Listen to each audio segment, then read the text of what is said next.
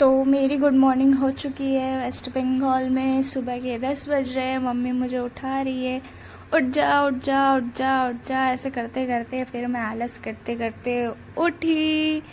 उठने के बाद भी मुझे इतना आलस आ रहा था कि मैं 5-10 मिनट तो ऐसे ही बैठी रही, कि हमेशा का ही है मेरा, वैसे तो नया कुछ नहीं है। ऊपर से मैं जब सोती हूँ, चाहे गर्मी हो या ठंडी हो, मुझे कुछ ना कुछ ओढ़ने के लिए चाहिए होता है। पास में मेरा बेडशीट रखा हुआ था, तो मैंने उसको लपेट लिया, ऐसे लपेटा जैसे कि वो होती है ना मम्मीज़, उनकी तरह पूरा मैंने लपेट लिया था।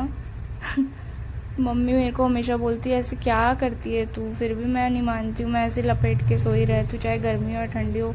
बहुत आलस आ रहा था, समझ नहीं आ रहा था कि क्या करूँ, क्या करना है। अब सो के उठ के गाँव में समझ नहीं आता, कुछ काम तो होता नहीं, सारा काम मम्मी कर लेती है।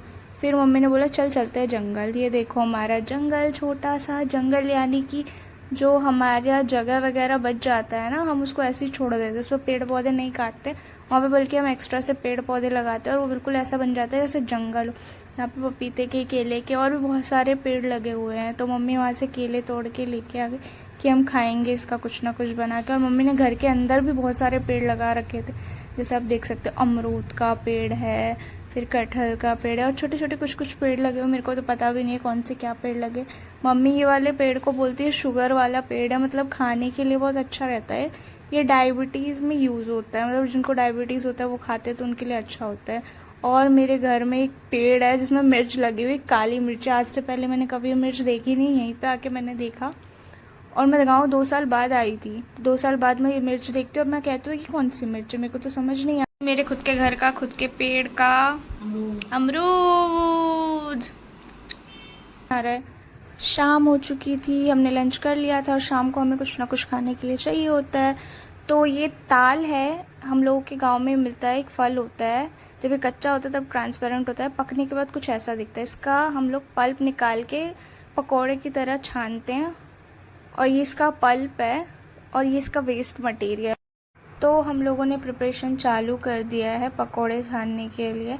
हम लोग इसको पकौड़े तो नहीं बोलते हैं, इसको हम बंगाली में ताल बड़ा बोलते हैं।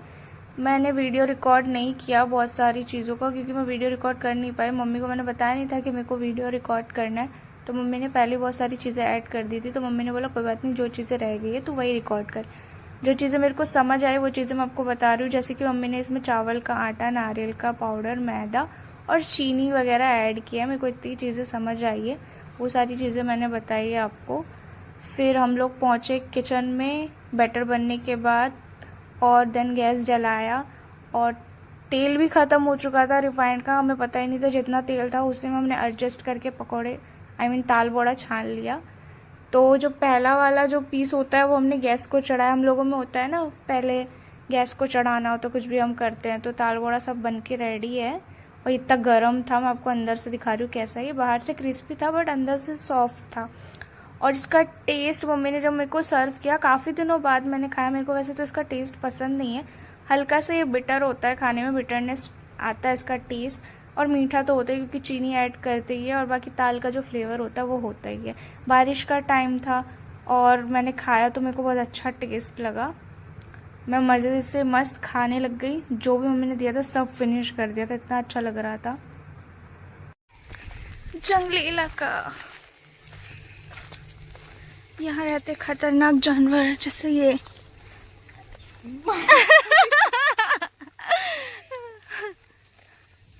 शाम हो गई थी और मैं निकली थी इवनिंग वॉक के लिए अपनी दोस्त के साथ। मेरी दोस्त आई हुई है, ये मेरी बचपन की दोस्त है, इससे मैं 2 साल बाद मिल रही हूँ। ये मेरे को देख के बहुत खुश है, मैं भी इसको देख के बहुत खुश हूँ।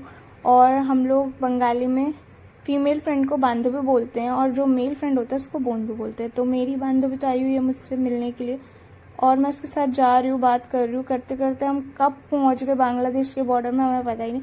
वैसे तो बांग्लादेश का बॉर्डर हमारे घर के बहुत पास है, बट फिर भी हम लोग चलते चलते आ गए, हमें पता भी नहीं चला। और ये देख रहे हो आप, आसमान कितना सुंदर दिख रहा है शाम के टाइम पे जब सूरज ढल रहा है। ये कैंप है फौजियों का, यहाँ पे सब फौजी वगैरह रहते हैं। और ये आप देख रहे हो, ये बॉर्डर है बांग्लादेश का। इसको क्रॉस करोगे नदी आएगी, नदी को क्रॉस करते ही बांग्लादेश स्टार्ट है, यानी बॉर्डर क्रॉस करके नदी है, नदी के बाद बांग्लादेश स्टार्ट है। शाम हो गया था, काफ़ी टाइम हो गया था, कई बार फौजी वगैरह आके टोक के चले गए कि यहाँ से चले जाओ, रिस्की है ये जगह, अच्छा नहीं है।